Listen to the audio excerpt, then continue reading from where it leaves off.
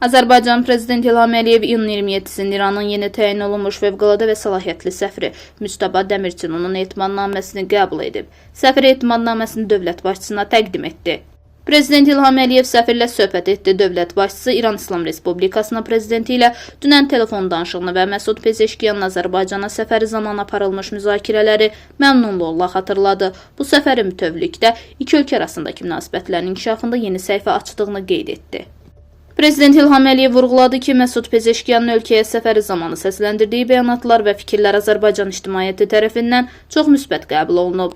Dövlət başçısı İranla İsrail arasında baş vermiş qarşıdurma ilə əlaqədar Azərbaycanın öz mövqeyini ifadə edən ilk ölkələrdən biri olduğunu deyərək, bu gərginliyi qınadığını vurğuladı və qarşıdurma zamanı həlak olan İran vətəndaşları ilə bağlı bir daha başsağlığını ifadə etdi.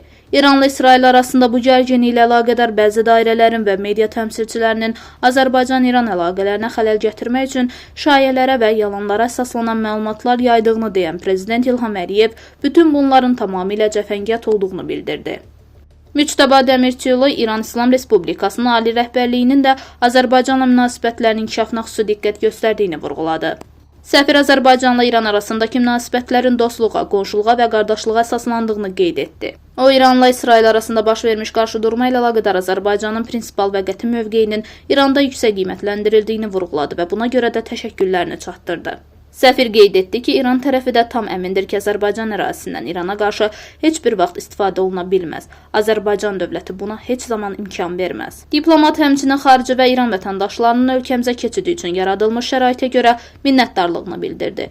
Görüşdə Azərbaycanla İran arasında iki tərəfli siyasi, iqtisadi, ticari, mədəni, humanitar və digər sahələrdə əməkdaşlığın inkişaf perspektivlərinə dair geniş fikir mübadiləsi aparıldı. Şimal-Cənub nəqliyyat dəhlizinin inkişafı Araz çayı üzərində inşa olunan Ağbənd və Kəlalə məntəqələrini birləşdirən avtomobil körpüsünün tikintisi, ümumilikdə Araz nəqliyyat dəhlizinin inkişaf məsələləri müzakirə olundu.